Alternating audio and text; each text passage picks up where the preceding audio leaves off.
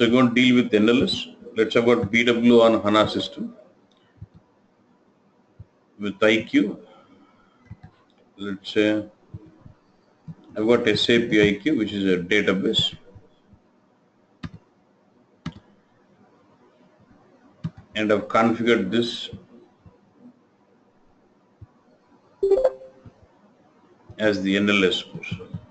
You can understand this as a secondary database for my BW. Let's say I have a DSO or a queue. Let's say I have a DSO. Let's say this is holding 10 years of data in it. So if I hold 10 years of data in it, it has been occupied into HANA database. HANA is an in-memory database. We don't want to occupy much space in it. So what I'll do, the current year and the previous year, which is more frequently used for reporting, I'll try to hold it in the HANA system. In the remaining 8 years of data, I'll try to push into NLS, which is into IQ. And when the reporting is done, obviously it reads from IQ as well as your BW on HANA system also. So with this, we are reducing the space what is required or what is consumed in HANA database. That's the major focus of it.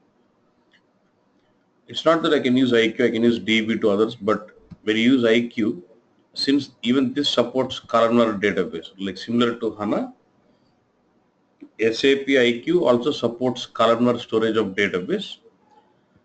That's why when I use IQ as the NLS solution, that would have high performance, because your underlying table of DSO in HANA is a column store, and even in the NLS table in IQ is also going to be a column store. So that's where both are going to be a column store and giving you high performance here. Yeah. Now let's see this.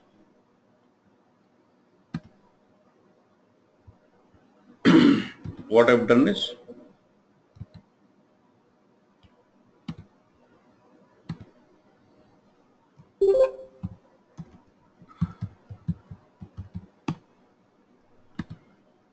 I've already installed Sybase IQ here.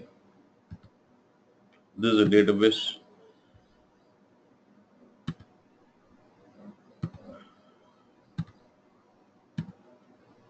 So this is where I've installed my Sybase database, Sybase IQ database.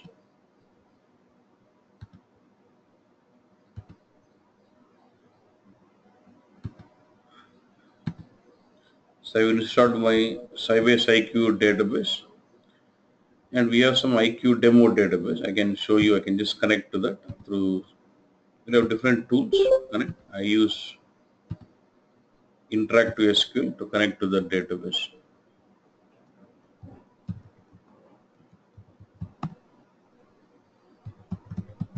I think there is a table.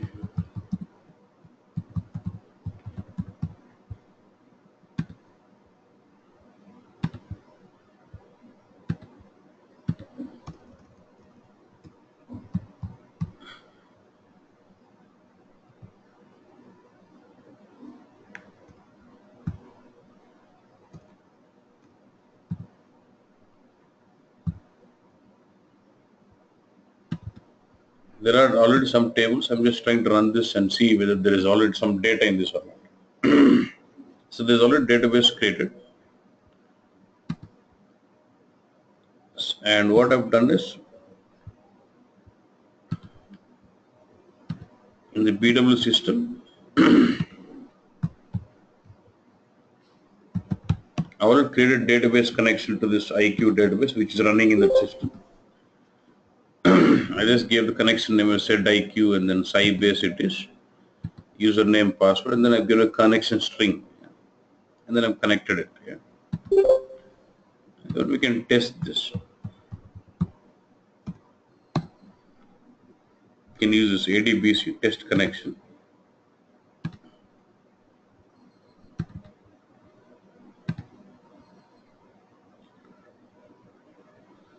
So it's able to open the connection and close it. So the connection is fine.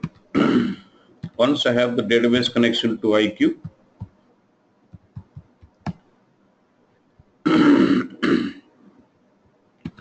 we go to the administration and we do the settings for endless here, nearline storage connections.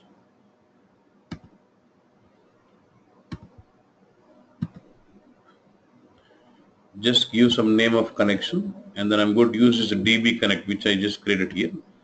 So the connection is all fine. Just save it. Now here I'm going to specify this class here, which is used for, look at that, for IQ. I can use it for DB6, DB2, a max DB, but I'm leveraging IQ here. Yeah. So like this, I already have the connection created. Okay.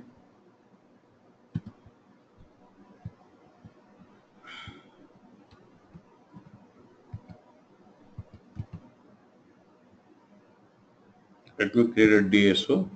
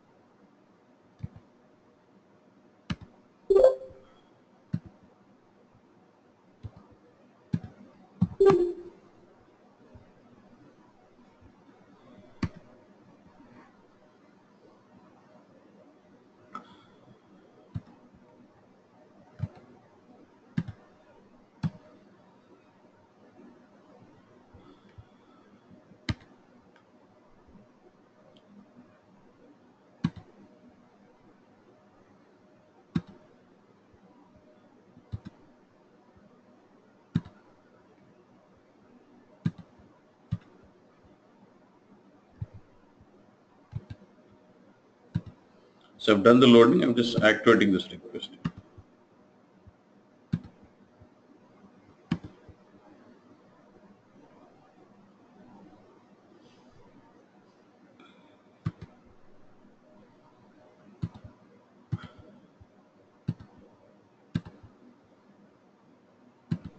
If you see the data,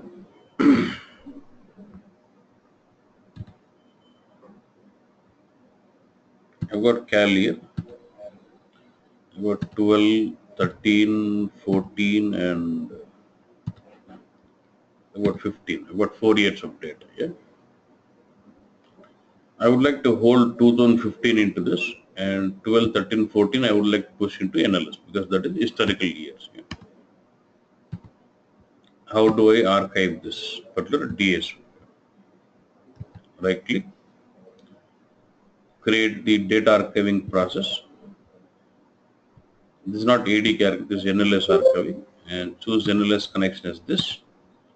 This will tell you whether the connection is all fine or not. Okay. Just give some description. And I would like to do partition this on the year and then selective. I would like to push data from this DSO to the NLS, selective on the year wise. So this can work out as primary partitioning, so it takes year. You choose other groups. Okay, fine. Well, I'm okay with that. Just say activate.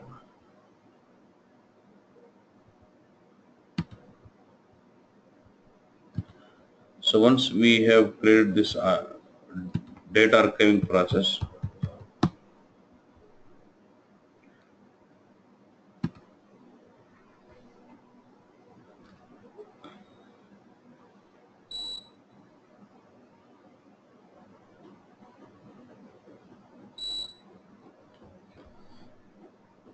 you should see the symbol that this has been enabled for archiving. Yeah. Now get to the manage of this DSO. Then you see this tab, archiving tab here. Here would create this archiving request. Click on create. So I would like to push 2012. See, it says the 70 deletion phase confirmed and request complete. So once the data is moved to NLS, the data will be deleted in your DSO. Okay. Start. So it's completed.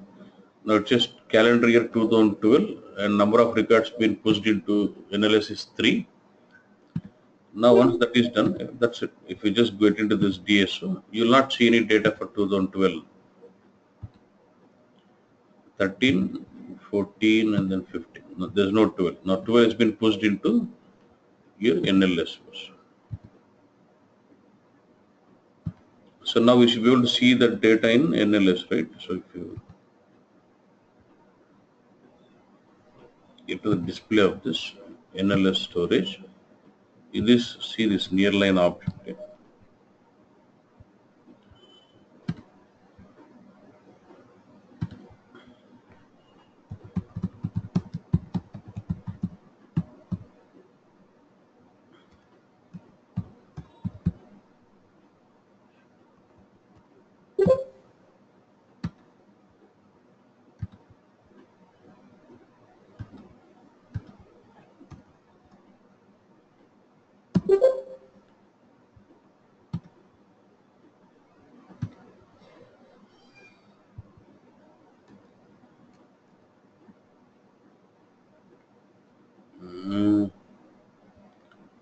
Just another table name.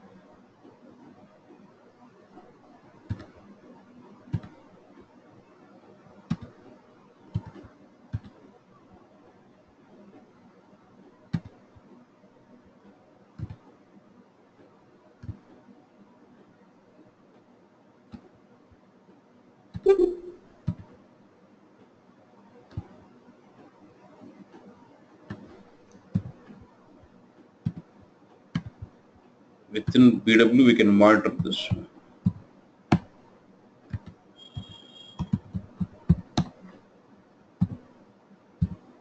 Run this program. Yeah, we can see the contents. First, let's get the table name. For this nearline object, this is my table, ON and the table name. Yeah. Now go to the IQ.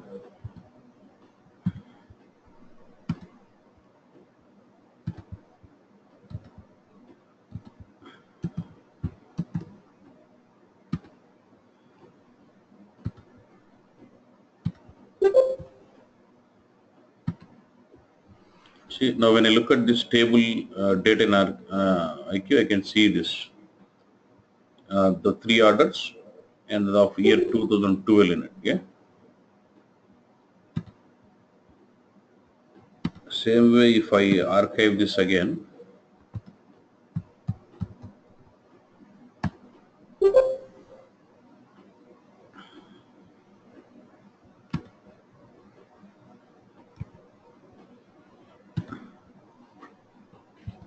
now let's say this time I would like to archive 2013.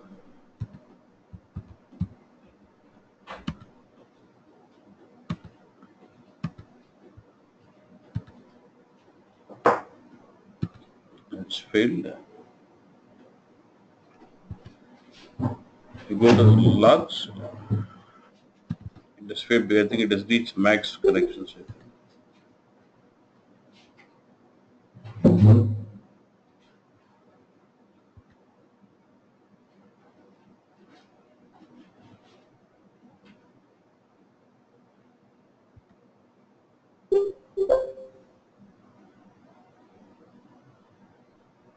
So it says the table is locked.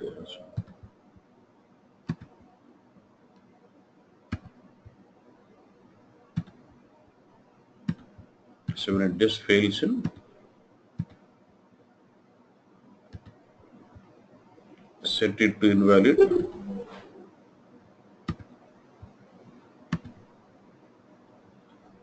I can archive it again.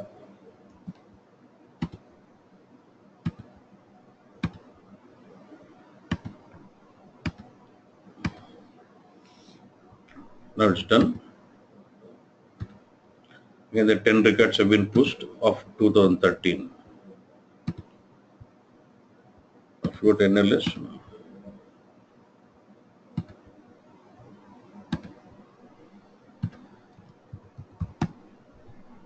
run this, I should see those 13 records. 607 was the old request, 611 is a new one. 2012 and these are 2013. Okay.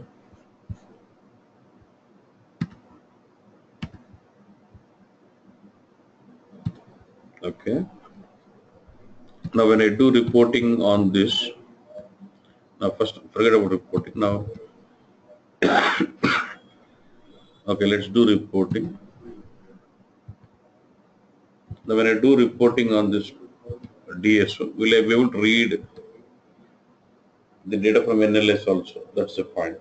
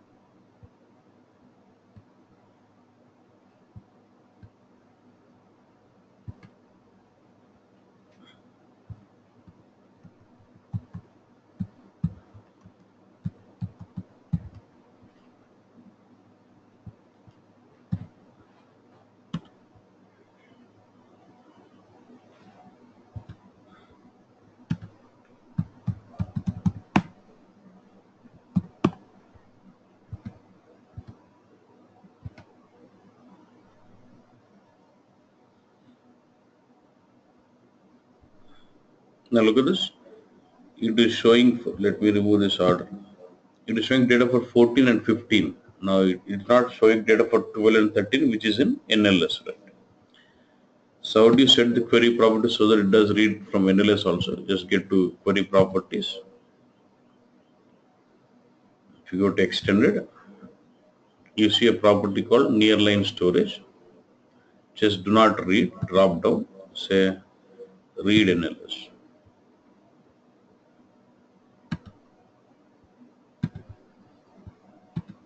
Now it will start reading even 12, 13, 14, 15 also. So you get to see data for 12, 13, 14 and 15 also.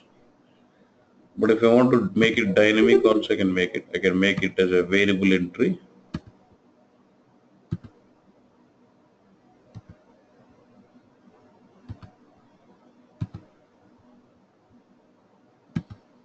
Create that variable. Now when you run the variable, it will ask you whether you want to read from NLS or not. You can fill this with customer exit if required. If I say 0, does not read anything. So can I control this with customer exit first? With I step 2, depending on the year what he selects, you can choose whether it has to read from NLS or not. Okay. That is one. Now while loading it to data mart,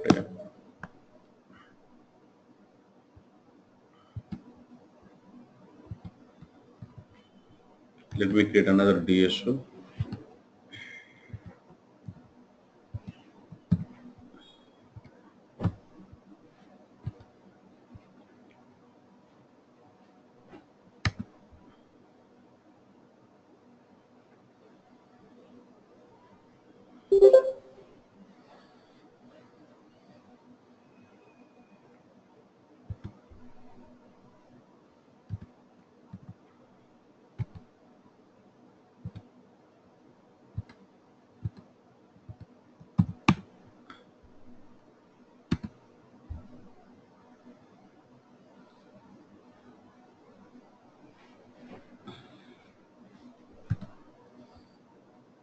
Now I'm trying to load data from the DSO to the next level target. See, I'm loading from ZDNLS, so ZDMNLS, but ZDNLS has been archived. Yeah. If I just do normal loading, it does not read anything from the archive. Yeah. Go to the DTP. If you drop down, active table without archive. If I do this way, let me do full so that I can do multiple times. If I say active table without archive, it will only load the data what is not archived. One is that is 2014 and 15.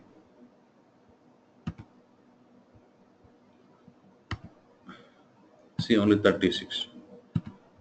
But if I say active table with archive, it will extract the data from the DSO as well as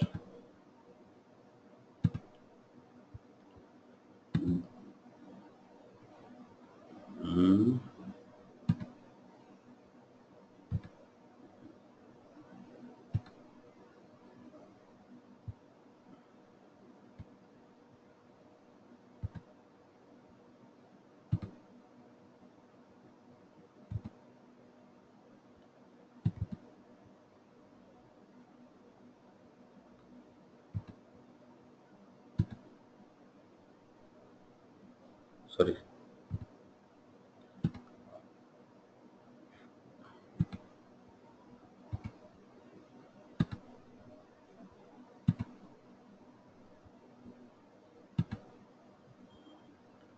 Yeah, there are only 36.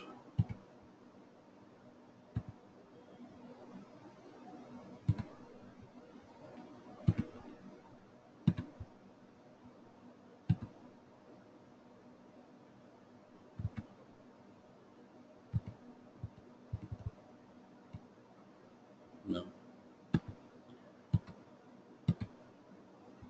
it's not getting refreshed, but we use this option to read data from NLS also, archive data. Okay. When it's activity with archive, it also reads archive data. And next is in the query properties, you can see the runtime of the query. Let me read from NLS and then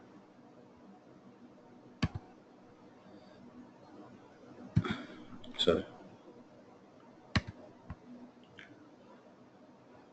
When you go to display statistics found,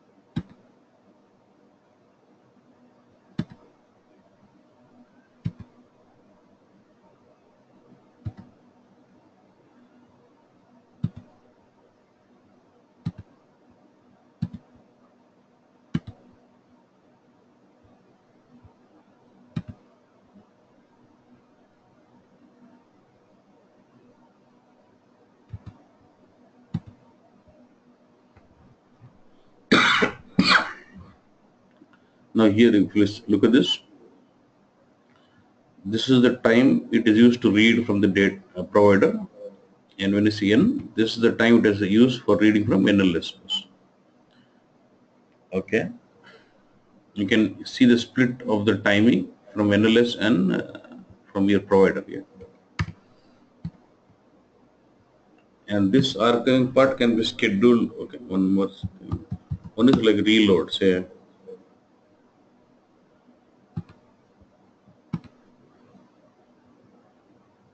I have archived here for 2012 and 13.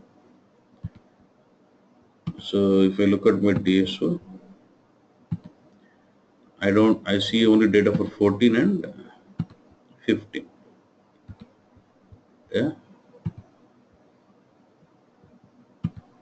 So now I would like to reload the data for 2013 back to my BW system from NLS. Just click on this. You can say reload. I don't want subsequent, only this one. Yeah.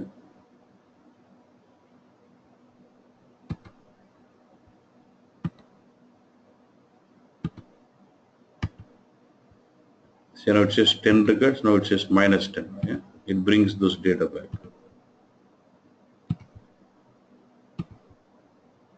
I get to see data for 2030. Like this, you can even reload back from NLS to provider. Yeah.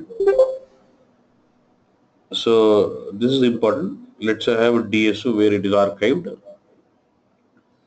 and you're trying to do some changes to the structure of the DSO. So you must reload all the data back to the provider, then change your structure, then archive it back again. Without reloading, if you change the structure, you will get into problems. Yeah? You'll not be able to archive any further. And then this archiving process is not a one-time job. It's a background job, right? You can use it. You'll have process type in the process chain which can archive it.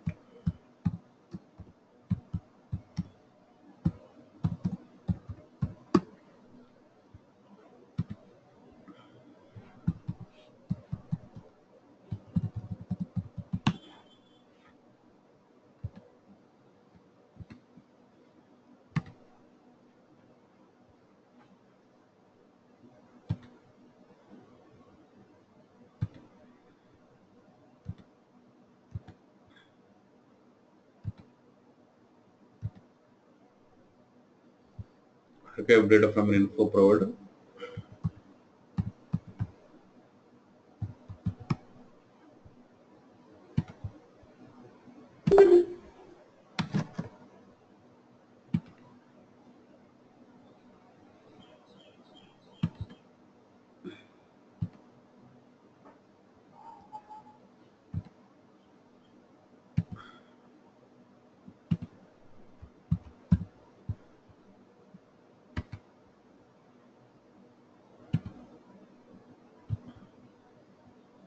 I put for 2014.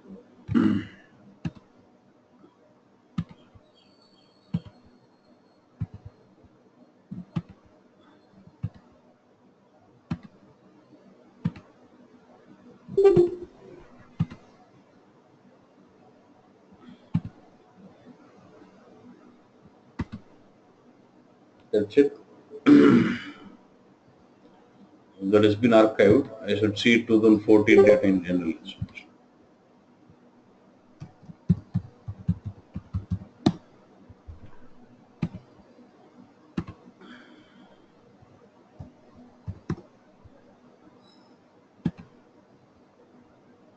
You see 2012 and 14 also.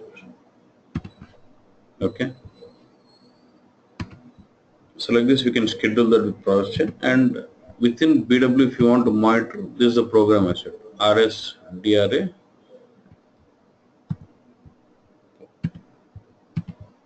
For monitoring, we can use this program.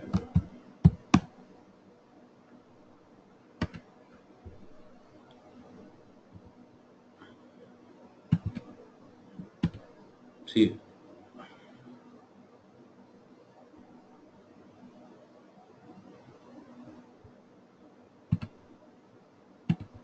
not accept many connections.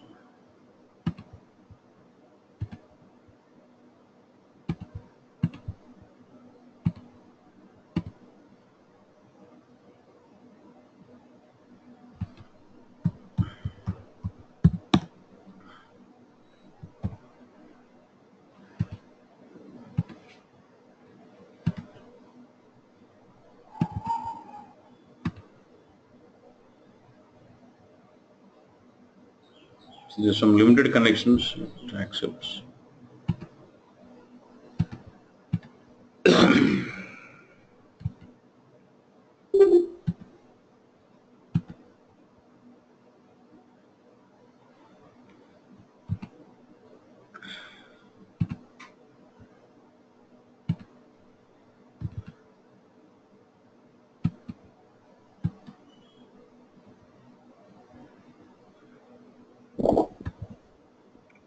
Sir, can I ask a question? One second, I'm almost done. Okay.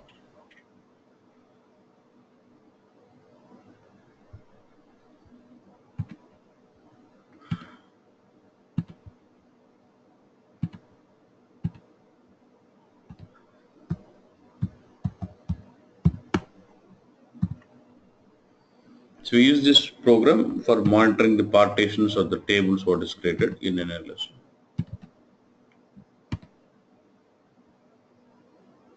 So this is my NLS. It's the 32. If you just get in, there's one partition on the request number 607, 3 records, 611, 10 records, 617, 29, and this is set as because I've deleted this data. I've reloaded, right? So it's set as deletion. Okay. So I've just given an Excel sheet. I've sent this document already. A screenshot.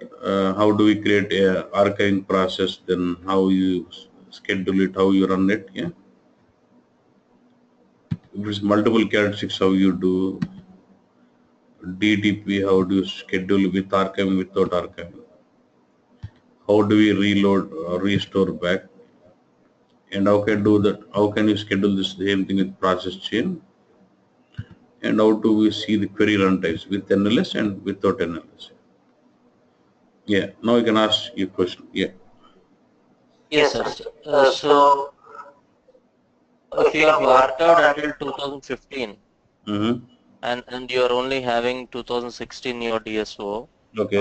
and for example, if a new record comes with 2015, Mm. does it automatically gets archived? No, that is that and point to be noted. You will only archive the data which is for which the new data is not accepted or expected. That's why I'm archiving only the old data, because if you get the your archived data for 2014, let's say new transaction comes again on 2014, it will not overwrite, right? It will add up as a new record. So you'll have some inconsistency with the data. Yeah. One. And and the lookup part, sir, if there are lookups on data, will they work on archive data also, or will they not get? No, they'll not work out. No, Okay. because generally archiving is done on the topmost providers where it is used for reporting. So if you're using that in the lookups, so not to do this, because you'll not have this data physically in your active tables. Yeah. Yeah, got it. Thank you. Okay. Boss. So this is about NLS. Yeah. Hmm. Next, I want to discuss on the interview point of view. Okay. So how do we handle this? See,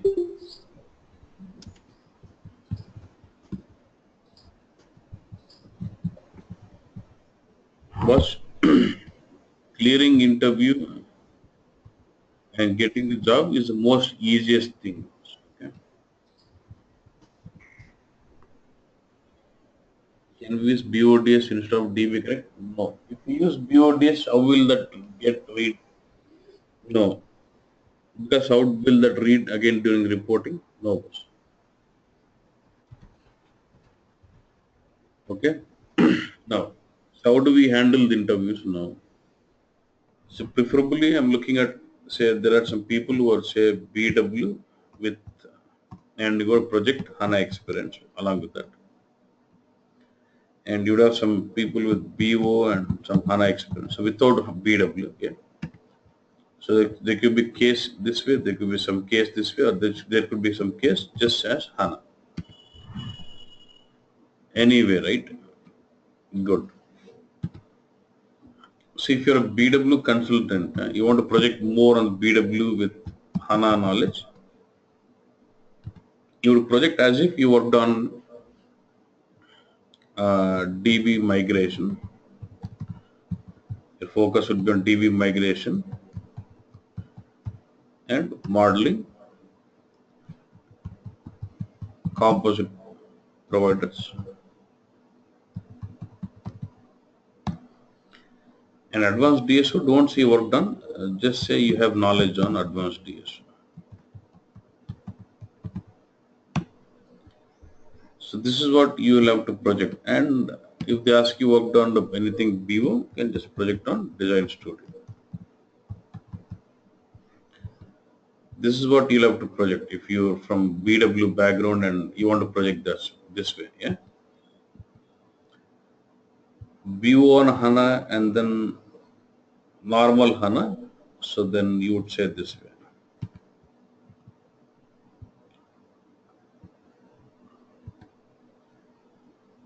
You'll project on modeling,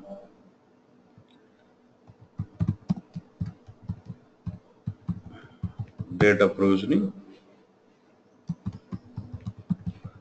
reporting. If you are comfortable with the HANA native development video, what I've given, you can refer as O data services and some part of SAP UI5, or the HTML5 applications. So modeling, provisioning, reporting. This is what you will project as a HANA modeler or HANA developer. And within the data provisioning, I would prefer saying you worked on SLT, BODS. Don't say DXC, because if you use DXC,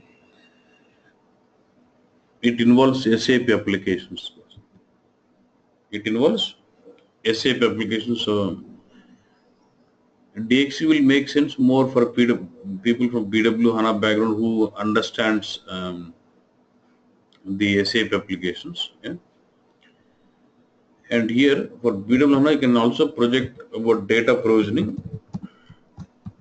You should say you have leveraged this along with BW ETL, means BW extraction and provisioning both. Say SLT, BODS. Okay. This should be your part. So generally any interview, they would generally ask you, okay, you worked on HANA. So basically the profile is selected just purely on HANA job, then let's say you worked on HANA. So what is that you worked on? So depending on your profile, depending on what you've been focusing on, you project this. And in both the case, scripting will be an added advantage always. Your project here, both, yeah.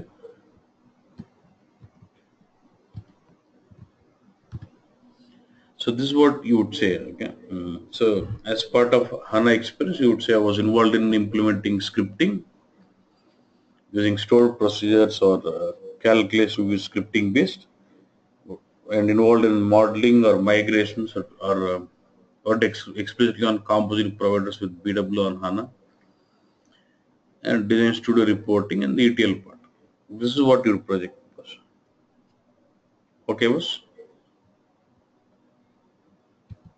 Then you would start getting, that's how the introduction happens, and then the next would be on the, then it starts getting into each of this. Okay, modeling. Yeah.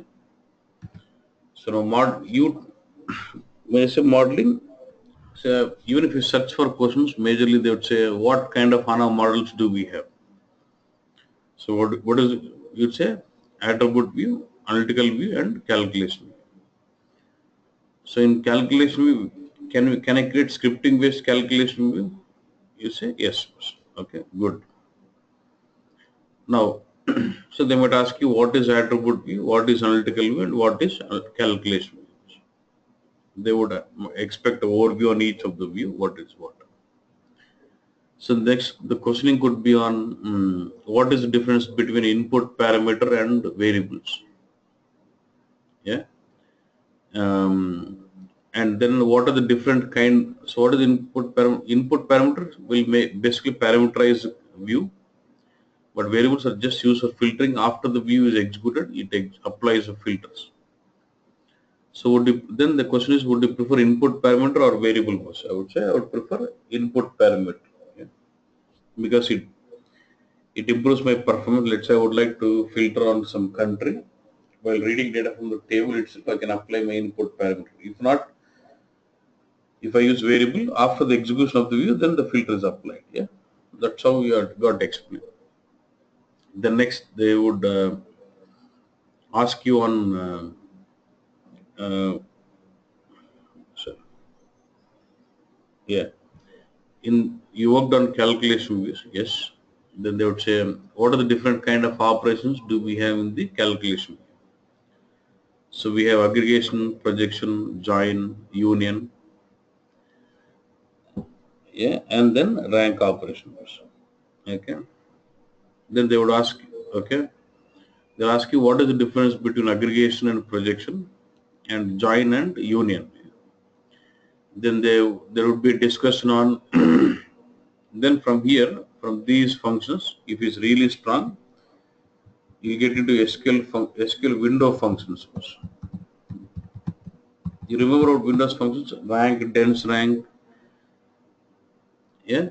Where basically where you want to partition the data, then execute a function, then you go with window function, partition by, order by, yeah. Lead function, lag functions. So those are very important. Next, there's a question. They're saying can we create scripting based calculation? Then you say yes. Then there can be two cases. You might ask you what was the scenario used for scripting based calculation view, or you would say when you're implementing the scripting based calculation view, what is the temporary table by default you would have there? Remember, while writing scripting based calculation view, what is the default table name to which you assign the result was? Any idea?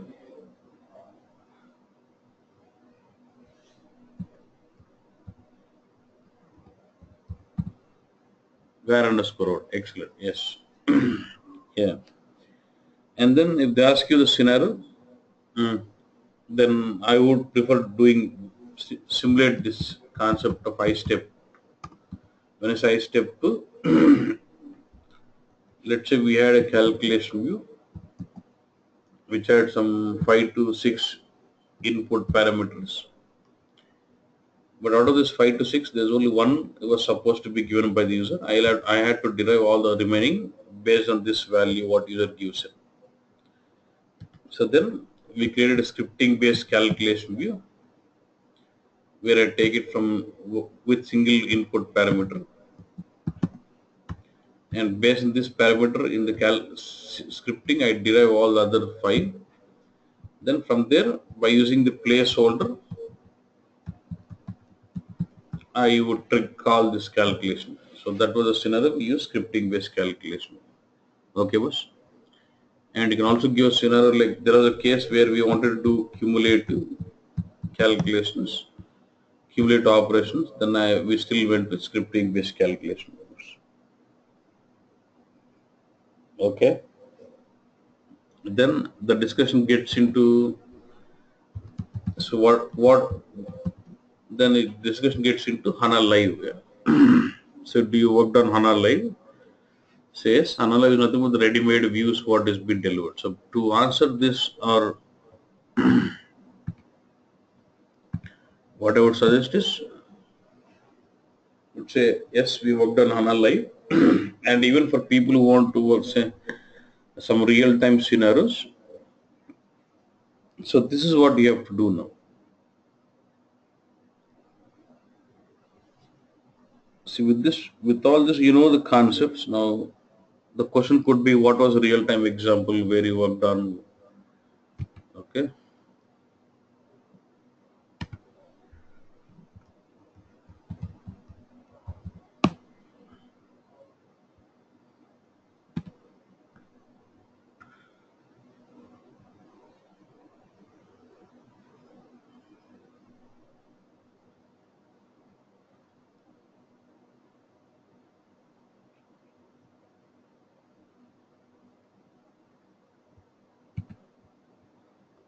SAP. So you should plan. Say in the interviews, you would project as if you worked on sales or finance or which model it is. So based on that, if you want to go with sales,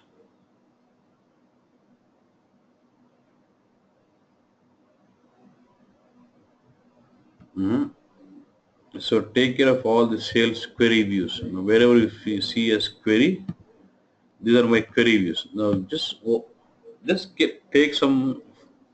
If you really don't want to miss any interview, just take some 2 3 views from each of this model: sales, purchasing, inventory, all this. Just get into each of this and make a complete study of this view.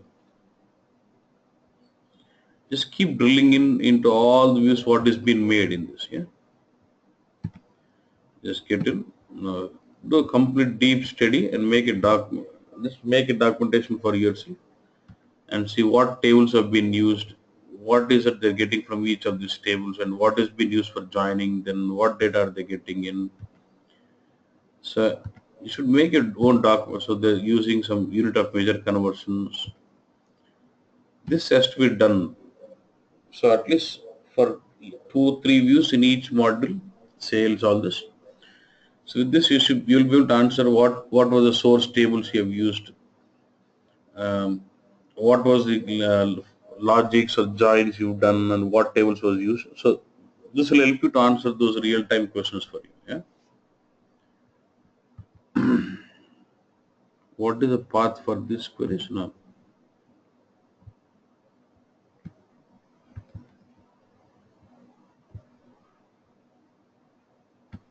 You'll have SAP, HBA, and then you see this ECC or CRM. You can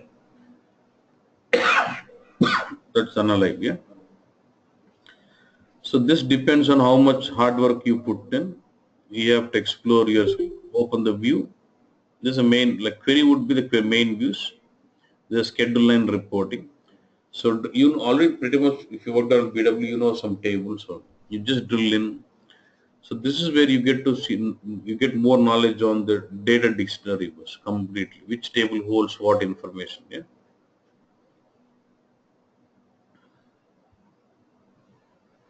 This you have to do. Okay. Then SQL, you have to be really stuck. Basically, it's about, see, don't worry about all, like, select, insert, update, delete, truncate, load, unload, delta merging. Try to focus on this one.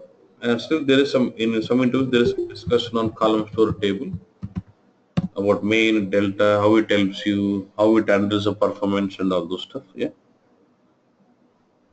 But no one is interested in knowing how to alter a table. This is the main data manipulations which we generally use it a lot. Maybe they may ask you about stored procedure syntax, because there are some interviews where they're asking them to write on the board.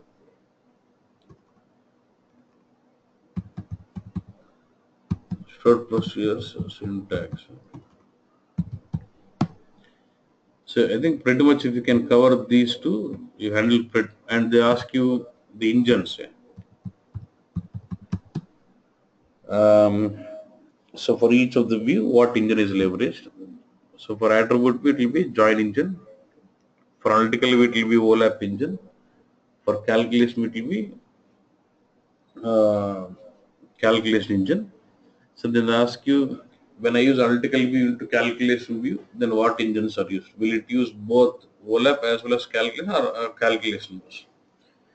So when you include analytical view into calculation view, all definitions of analytical view is put into calculation view. So everything gets executed with calculation view only. Yeah? And then very important about joins. They'll discuss on compulsory, referential, and versus inner. Okay, referential and inner join. So in case of referential, the join is executed only with overlap engine, and when the join is performed, it performs an inner join. And join is also executed only when the data is read from both the tables. If you just read only from the left table, there is no join executed. Yeah, it's very important. Then pretty much this is the what they might deal with modeling was. Yeah. hmm And then variables and input parameters. And they'll raise a discussion on SysBIC and time generation. Okay. Then calc view to scripting. Can I convert graphical calculation into scripting based? Yes, from scripting to graphical also. Either ways. Okay. Mm,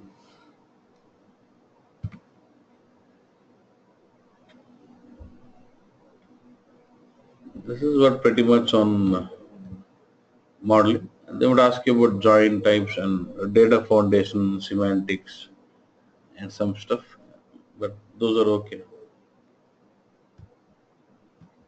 Then the major discussion goes on the SLT.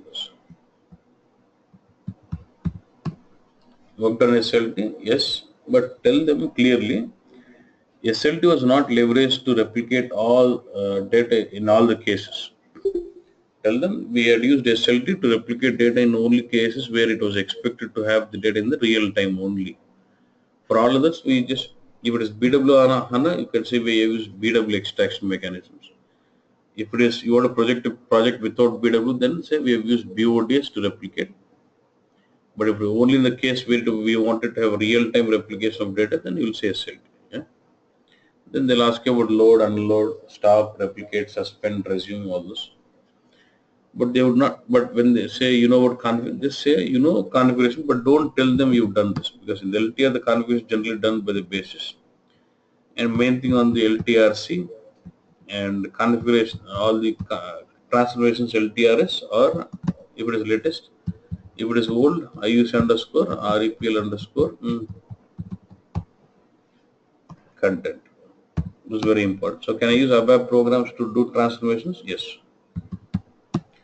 So if you want, you can include the line of code there, which is of max 72 length, or you can create and include programs. Remember that. I think pretty much is fine.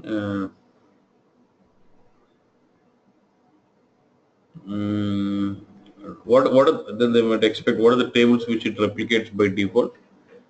Remember DD02 L and DD02 T, DD08.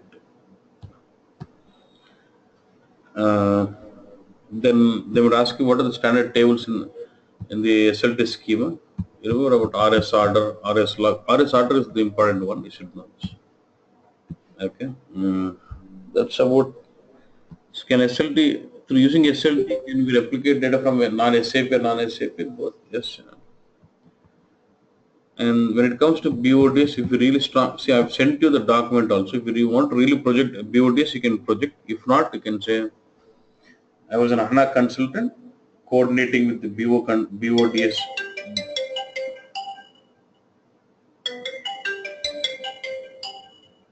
I was an HANA consultant. Majorly, I was interacting with the BODS, but I have knowledge on BODS, and you can just project about all this. I think in yesterday's, I've sent you this document.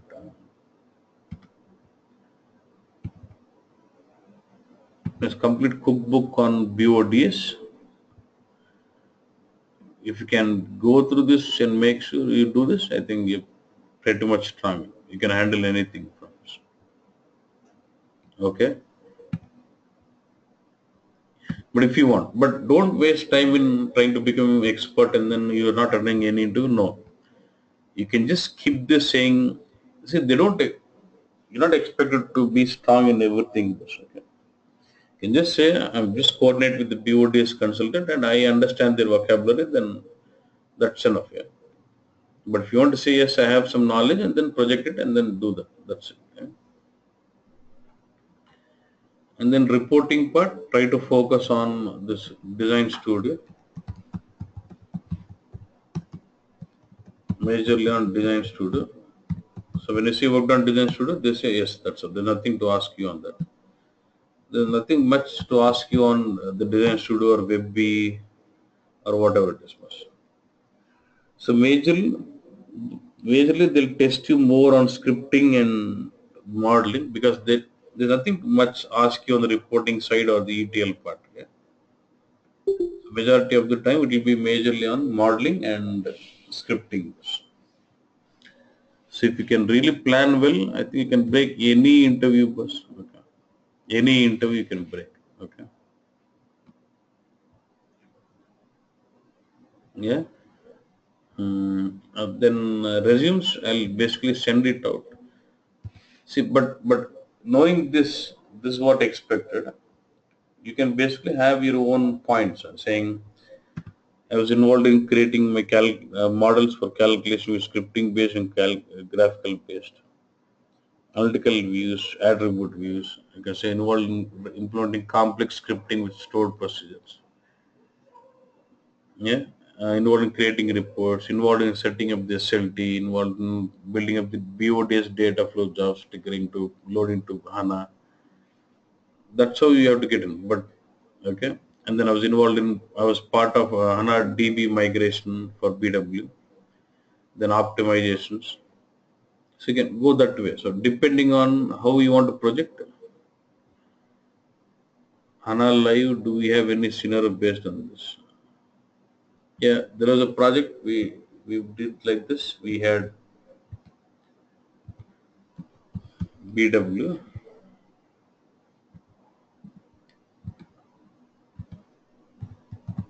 HANA.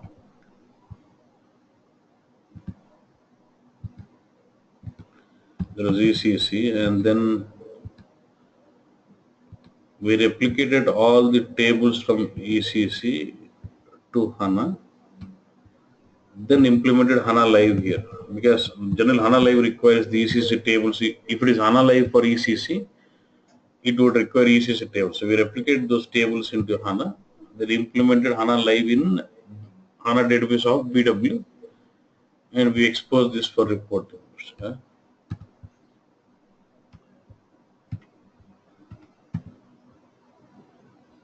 In any interview, they will ask like, what are the thought situations you faced in your project and how did you handle? This see the and one general type of question you get is like this very frequent. What is HANA and how do you propose a customer to implement? So it can go in different ways, right? It can go as a enterprise HANA or BW on HANA or ECC on HANA. So this is where the question: what, how do you provide a solution to the customers to implement HANA? Generally, in the manager in the second round or something, you face these kind of questions. But this is very important because at least you should have an idea. Remember, in the initial classes I explained to you, if there's a customer who's got BW, see, SAP is going in this way. If the customer, if it's a small customer, he wants to implement data warehousing, then it will be BODS, IQ, BO for reporting. Yeah. If it is with real-time reporting and they want to have in-memory solution, then they go with BODS, HANA, then BO reporting. Or if the data is really huge and they want to build, if they already have BW and they want to use a leverage, then it will be BW or HANA. And then do reporting with BO. It will be like this. This is what you got to. So huge data, then you can go with these two options. If it's small data, then they can go with this option. Okay? That's what you got to project in. Or you can also project as, so if there's a single customer only with ECC and doesn't want to, then you need not go to this. You can just go with, you can have ECC application running on HANA database and leverage HANA Live within the ECC system and then do reporting. You also do this way. You can say you'll have ECC application running with HANA. So my customer has got only ECC, nothing else. So yeah, I migrate this ECC to HANA. Then all my ECC tables will be in the underlying HANA. So I set up HANA live. So based on the user requirements, we had created a copy of those ready-made views and changed it a little bit. And then we did reporting on this without BW. We were reporting on HANA live. So this also could be one kind of project you can project in. If you're projecting a simple customer, so this could be a solution where ECC power it with HANA, then you leverage HANA live onto it, then do reporting on top of it. Yeah.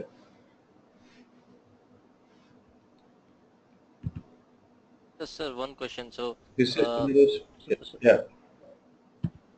so basically, many people talk about what is native HANA, right? So as far as you told us what is native HANA, if you are using the native framework Yeah. of a front end, a service, and a database, then it is native HANA, and whatever you use in UI5 or OData, it's all native HANA. But when we are doing modeling with views, Yeah. is that not called as a native HANA development?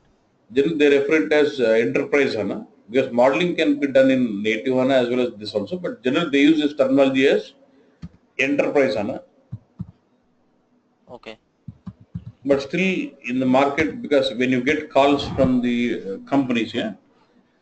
who's calling you for the clarification? HR team is calling you. They don't know what is BW HANA. They don't know what is native HANA. They don't know what is enterprise HANA. Okay. Right. You should say yes, yes for everything what they ask. Then deal with the And technical person. That's all. okay. It's for my clarification, Yeah, sir. I'm I asking understand, but on generally. I face this problem because when I Yeah. get some call from HR, I used to take them 1 hour session to them because they say, Okay. "Do you know HANA?" Then I used to tell them, "What part of HANA do you want? Do you want HANA administration or do you want HANA modder? Do you want HANA development or native development? Which one do you want?" No, we want HANA this. Then I explain them what is all this. Then ask them what do you want. Okay. Instead of doing that, you just say HANA and yes HANA. Then you can deal with the interview technical person. He understands it, right? So that's better. Yep. Yeah. And Okay. remember about schema mapping. Yeah.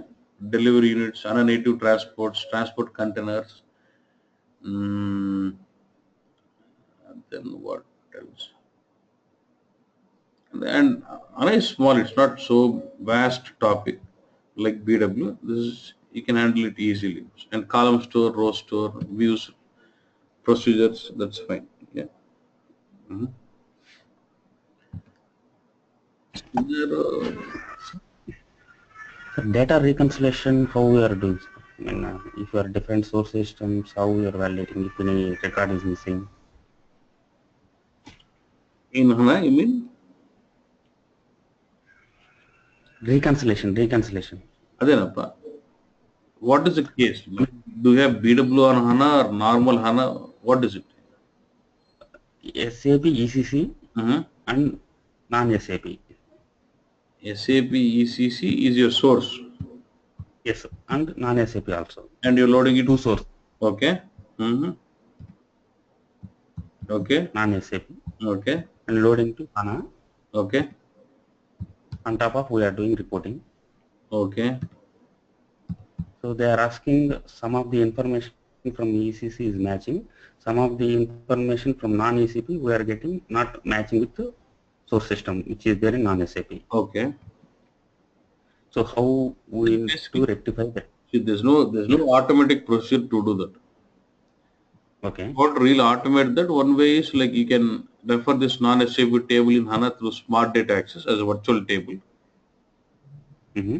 And you have a physical table which is loaded in HANA. You can have physical table and you can have virtual table and create a view on this or a report on this which will say value from virtual table, value from physical table. So both these two values should match.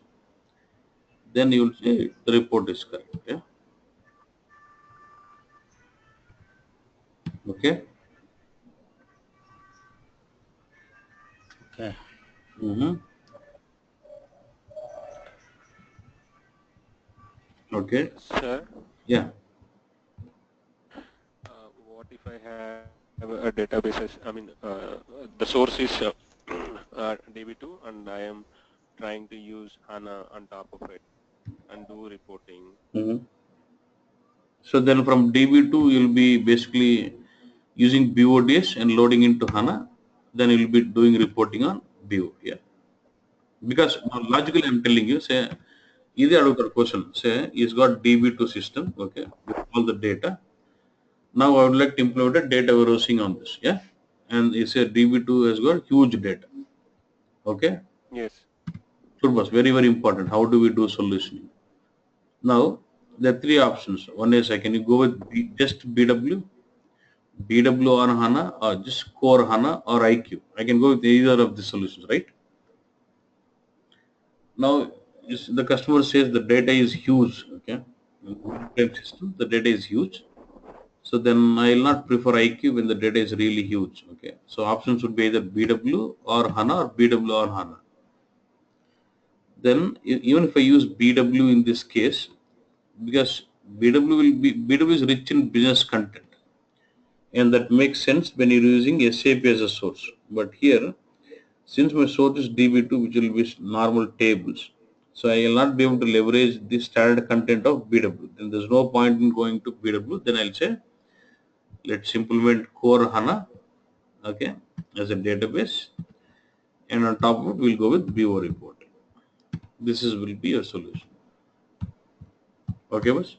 If they say why they are not using BW, then there's no point in setting up BW because when I'm not using business content, and Yeah. so I can just use HANA in this case. Yeah. Yeah.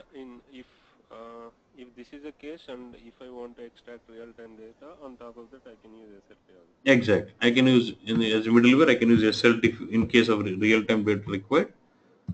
BODs in batch mode.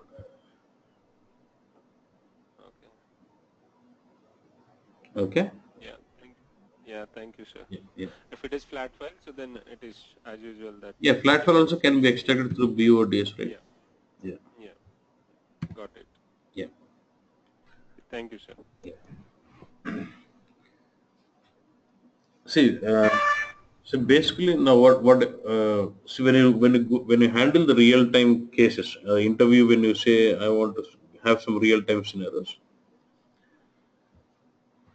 If you take the source as ECC, okay, and you take some application from its SD or MM or PP, if you really don't know those tables, you're caught. Okay, let's say you say you have done modeling on SD application, then straight away I put a question saying, what are the tables did you use? Okay, if you're able to list, if you already planned this HANA live, and if you practiced, as I told you about 2-3 views, if you already made a study on it, you'll be able to list out the tables. Until you say stop, you can start listing in all the tables, VBAC, VBU, PK, N1, LFA, all this one. So to come out of this risk, okay, I would suggest preferably say work with non-SAP. So when I immediately start saying non-SAP, say work with non-SAP, you can choose any application you're comfortable with, sales or MM or whatever it is. So immediately as soon as I say non-SAP, will you ask me what tables did you use? Look at the logic first. Will you ask me what are the tables? So I'm telling this is a simple way of handling the real-time questions, okay? If you say my source is non-SAP, immediately you're out of that question saying what tables did you use. That is where you have to play first, okay? So even if I ask you what was the currency conversion table, you can say నీకు మైండ్కి ఏది వస్తే అది చెప్పొచ్చు. ZYCUR_T_I120. Will there be some problem? No, right? But if you say SAP, you have to be on dot check TCAR C, TCAR F. So people who are not from a real-time background, but if you really want to project that you're real-time, this is the case, easy case to handle. Say a non-SAP data, HANA, and then BW report. Getting this, what I'm saying? So you don't have to worry about scenarios or plan things. Just if it's ECC, then be comfortable on this HANA Live. If you don't want to really waste time on this, because there's no point.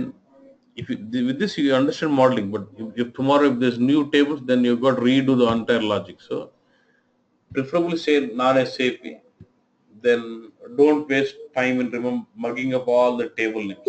Be with the concept. Be with this, then you're easy to handle break any interview. That's the way you should handle. Okay. Uh, Sir? Yeah. Sir, I just have one generic question. For example, if a guy belongs to some telecommunication or banking or insurance, will that be any? I mean, Advantage, right? You project that saying you say my source is DB2, SLT, BODS, HANA, and then you do a BO reporting. Then they ask the next, say, extreme case you should think on. What reports did you develop? Yeah. So from a telecom background, you know what kind of reports they expect. You list out those tables. Then they say, how was this report delivered? We had so-and-so tables. This was what modeling we have done. This report, we plan like that. So plan some 5 to 6 reports. Plan what tables have been leveraged, what modeling was done on those tables, and how these reports are delivered. That's all. From end to end, yeah. Okay, so I mean, what I'm asking is, for example, if I'm going for an interview, I'm a banking guy. Yeah. The other guy who interviews me belongs to some kind of insurance or telecommunication or some retail or something else. That they expect me to focus No. on In that case, as soon as you say telecommunications, he'll not ask you any questions on functional. He'll start asking you questions technically only.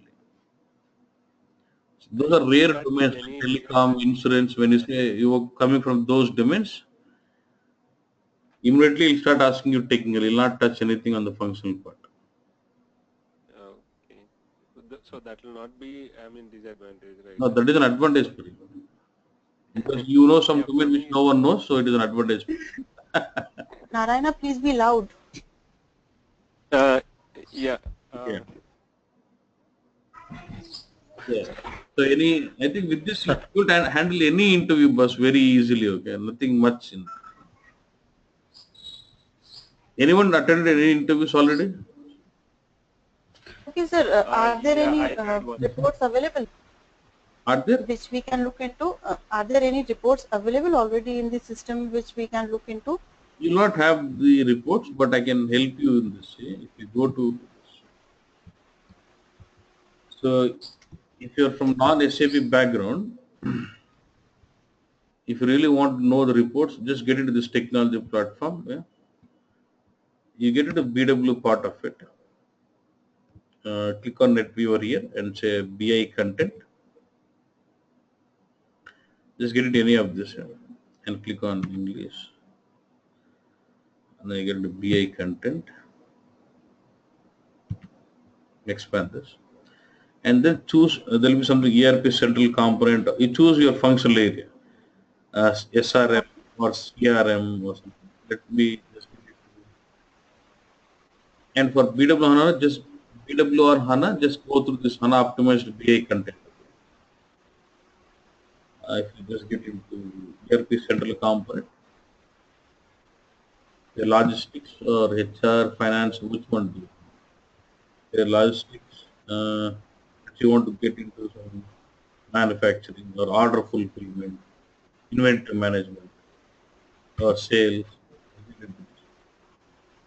There is something with queries. See, there are a lot of queries. Each of them are reports. Get billing documents. Like one kind of a report.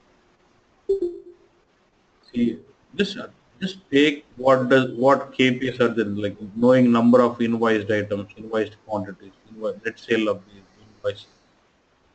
This is what you got to pick up. Just the list of some queries or reports. Huh? Okay, boss. And okay, sir, how can we project this HANA into our resume? Is because we have not worked on HANA and we have to project that we have worked. So that's what I was telling you, right? How do No, you that is okay for the interview.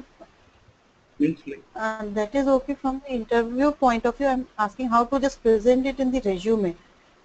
means like what should be the points, huh? Huh? I mean, okay, say for example, I'm holding experience of 5 years.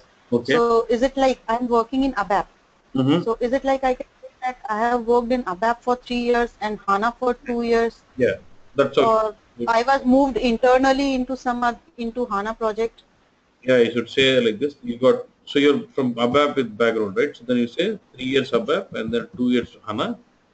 Then you should project as if since you've been working on ABAP and you have more knowledge on the data dictionary of ECC, they have considered Huh? me into this HANA project, and from there I picked on to HANA. That's what you got to project. Yeah. Then when you're Okay. projecting that case, you have to be really strong with the ECC DDIC data dictionary. Okay. Okay. So then you got to focus more on the list of the tables. You got to speak more on the tables then. Okay. Okay. So then, so you will say, as since I've been an ABAPer and I understand more on the data dictionary from ECC, I had an opportunity to be put onto HANA projects, and then that's where I started my career onto HANA from 2 years back. And basically, I dealt with sales and finance models, and that's it. Then they start asking if I'm interviewing you when you project this. I would ask you, okay, just list me what tables did you use in HANA model from ECC. Hmm. Then you should to justify this point that you worked 3 years on ABAP and you're really strong on the DPIC part. You should be able to list me out tables until I stop you. Okay. Yeah. Then from once Okay. you So ask I me need. that question, so I'm confirmed that you are true on you are an ABAPer and you're strong at the table level. You know what tables are there, which information is stored in what tables. Yeah.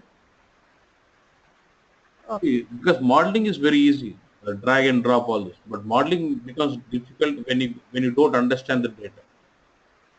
Until unless we are not comfortable with the tables, we will not be able Exactly. to take it And, up. and that is the advantage you have now. When you say you're an ABAPer and you have an ECQ data dictionary knowledge, you Hmm. know the tables, VBAC, VB, say if it says sales, you say VBAC, VBUK, VBEP, VBUK, LIPS, LIKP, VBRK, VBRP, yeah, and Okay. then the KNA1, MARA, MARD, MARC.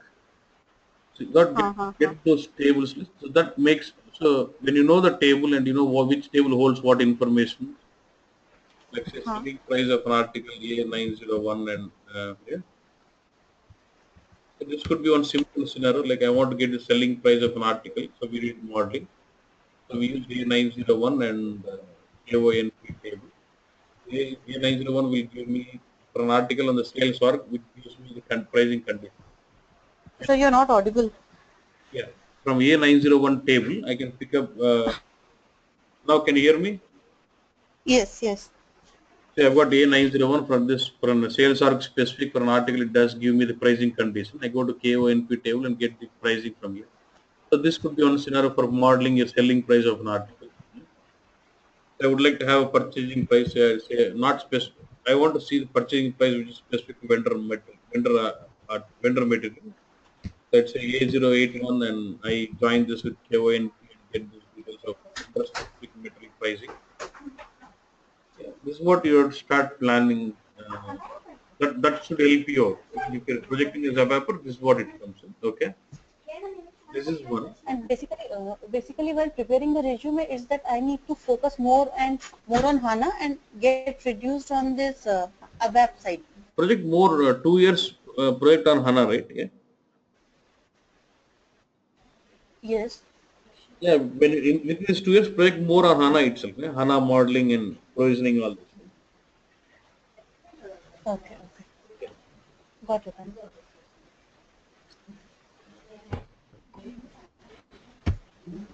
Sir, SLT is using real time. As an So ABAP, if you are using, you should also project on this ABAP managed database procedure. Sorry, did not get you, sir. ABAP managed database procedures. Okay. You remember other day I showed you something on the class and creating a method of HDB procedure. Remember? Yes. You got to project that. Where can I get the rapid marts for HANA? Rapid marts.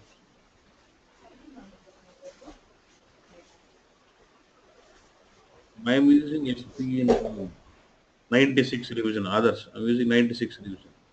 Now, if they ask, don't get into 96. Just get into, just be with SP7 or SP8. Don't get still not in SP7 or SP8. If they ask you which version of HANA, don't get to 9 and 10. Still, customers are not gone to that level. It's still a 7 and 8. Okay. Yeah. Okay. So one second, I have this question. This ABAP managed database procedure, is it related to that stored procedures which Yeah. we Yeah. are creating, or in this Now we remember about that now? the class, and we made Yes. the method as a procedure and writing scripting into it. Yes. Yeah, that's one. Okay. But for that, you have to use ABAP perspective in Eclipse. Okay? Hmm. Rapid data mart. Would you mind showing me the screen? I'm just getting confused. Just only the screen which you are talking.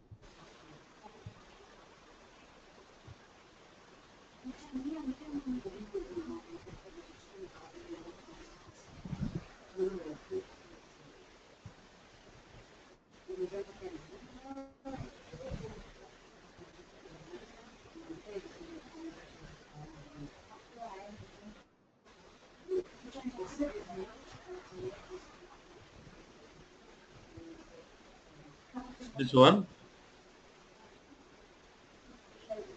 I just wanted to see the screen for this ABAP managed database procedure. Yeah. Just only the screen. This one. This one. Okay. Okay. Okay.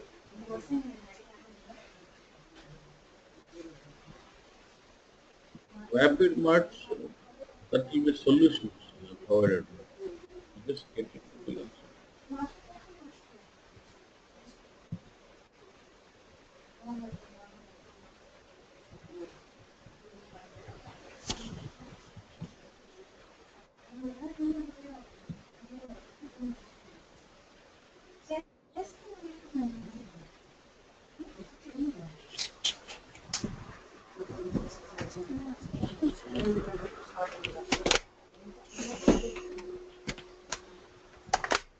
Just this. What is this?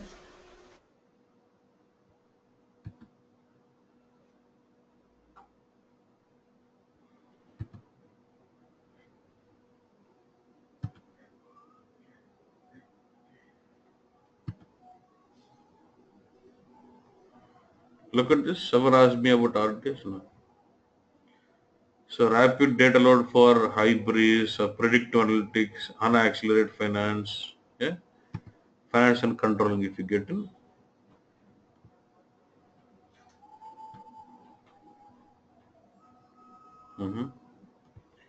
so which is one ERP profitable analysis accelerator.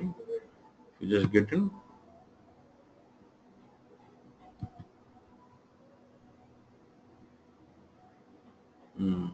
This will start giving some insights and get this out. Okay, this will be zip file. Just download this. Okay. Like this, you can see all the accelerators, RDS, rapid deployment, which can speed up. For BW on HANA, you'll have some. Out of this, you have some concept of migration of BW to HANA, IQ, NLS, retention, and how do you adapt. You just get into this and then look at this. Yeah. So on HANA is like ECC on HANA. You'll have this HANA Live or something. See, there's something called HANA Live.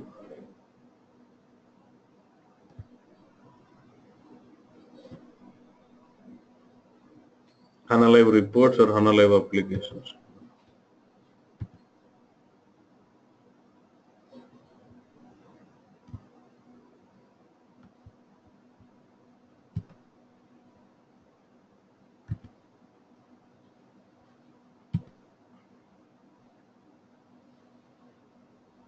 We'll take you to the download where you can download that HANA Live.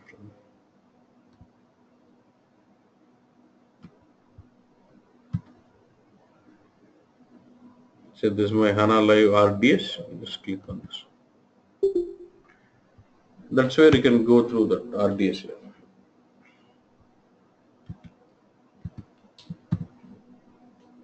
This is the URL. I can just ping through RDS. When I say RDS, Rapid Deployment Solutions, which can basically speed up your implementations.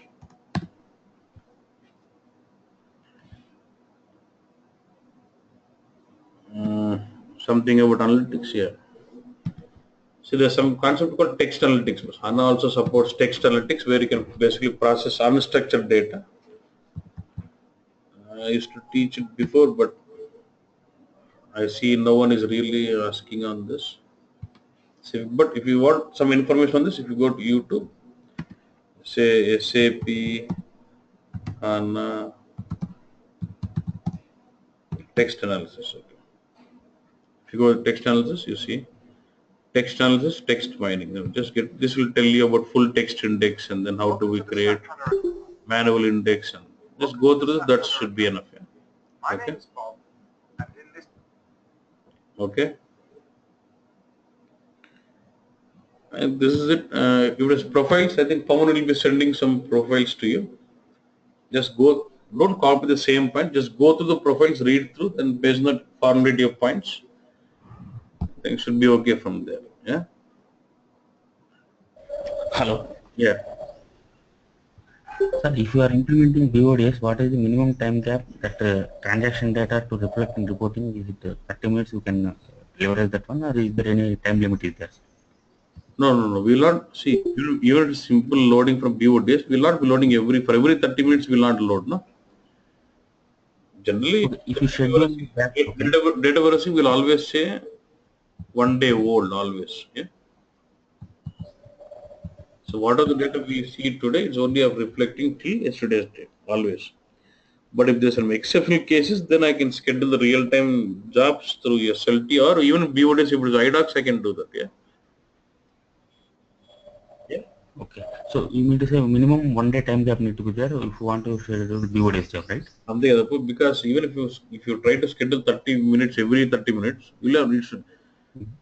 it's not one load, right? Because you'll have you'll have very big batch cycle which will run for almost for 8 hours, 9 hours, 10 hours. So can you schedule this batch over this 10 hours batch 10 hours in every 30 minutes? How will you do? Yeah. I mean, they want only one particular report. One particular report you can do always. If depending on data volume, if it is one report, okay. Say how much time does it take for the refresh of the data? If it takes 1 hour, then I will say for every 2 hours I can give you a refresh. Yeah, that's how it is. So if the job which Okay. refresh that report just takes 5 minutes, I can say every 10 minutes you'll have a refresh date. I can say. Yeah.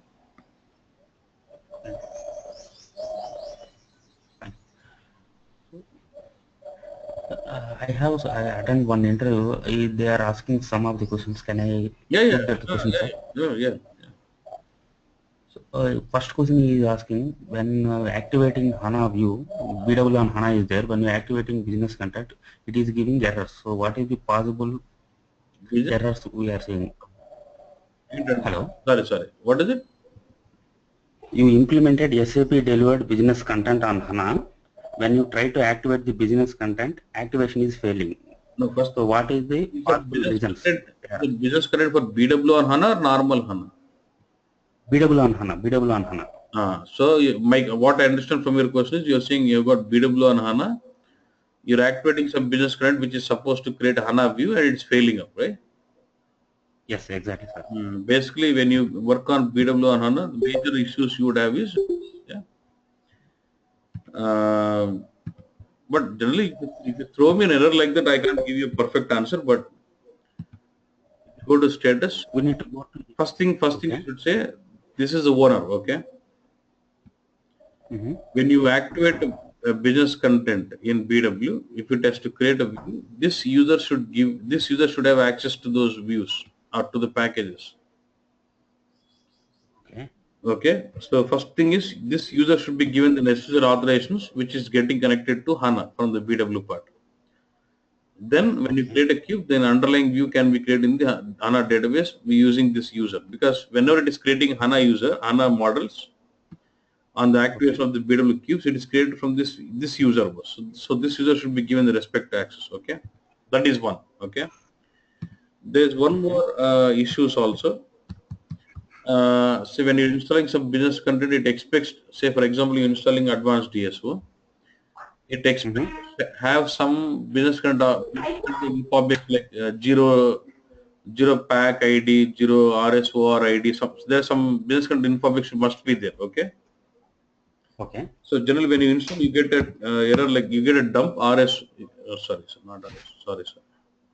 RS4 is for installing business content, but so if you go to ST22, yeah, you get this SQL trace. terms in the exception in the security.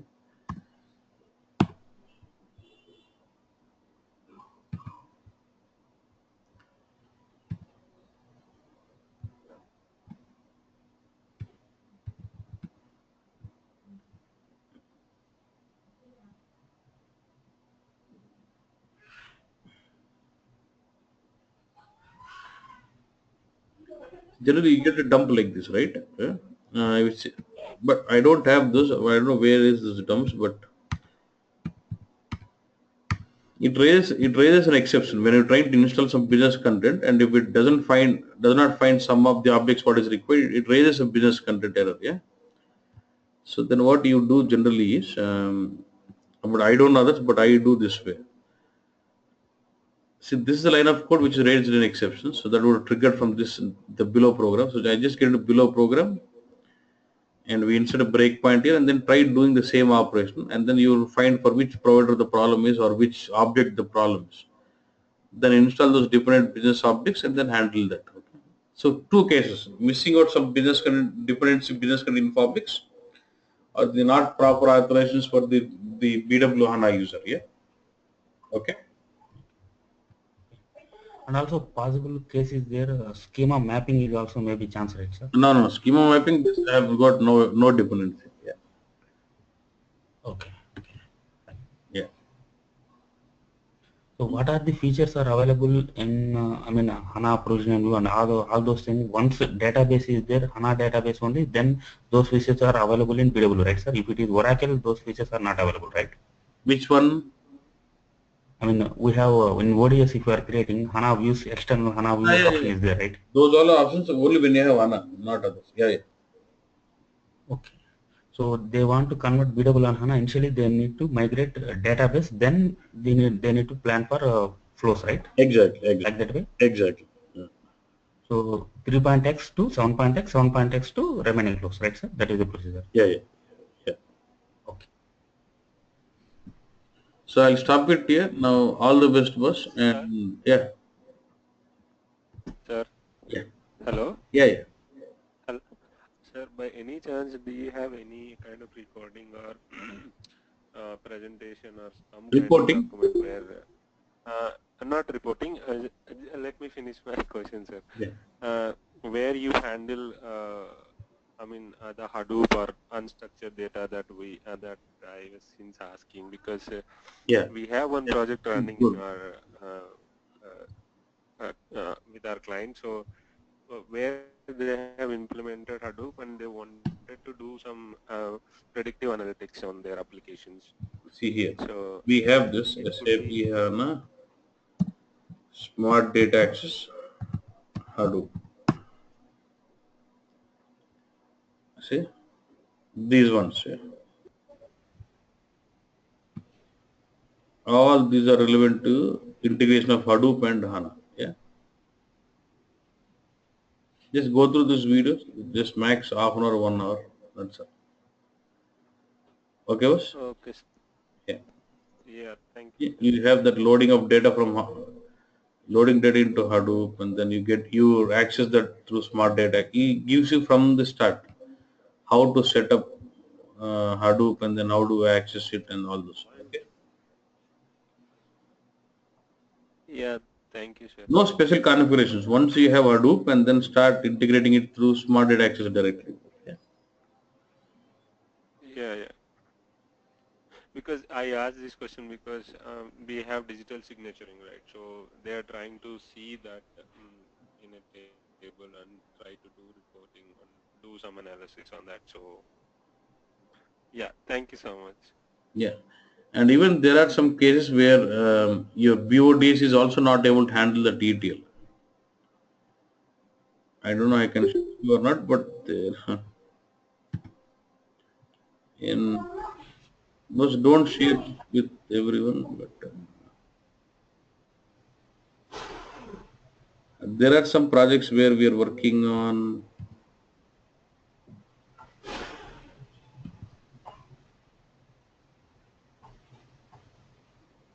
What is see like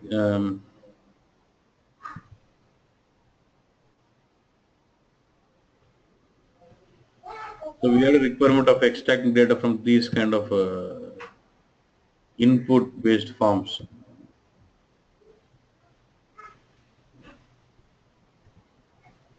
Look at this.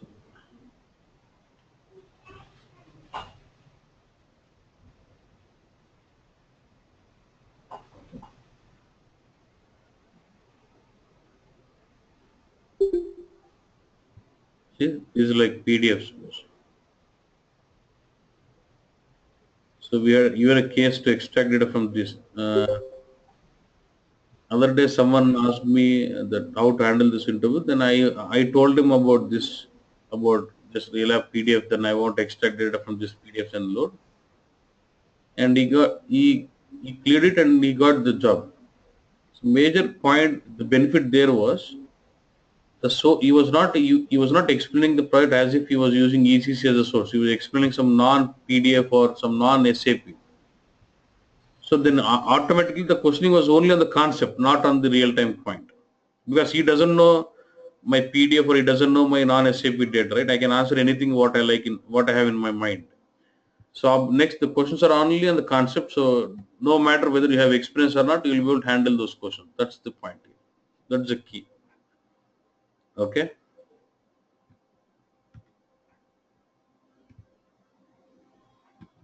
Thank you. So if you have any doubt, can you reach out to? You can reach out. Yeah, you can always better to send a mail. Yeah, I don't know whether I'll be able to pick your calls, but better send a mail so I'll reply. Okay. Fine, boss. Thank you. And all the best, boss. Okay. Bye. Thank you. And మీకు job వచ్చినా ఒకసారి phone చేసి చెప్పండి mail పెట్టండి job వచ్చినట్టు okay thank you boss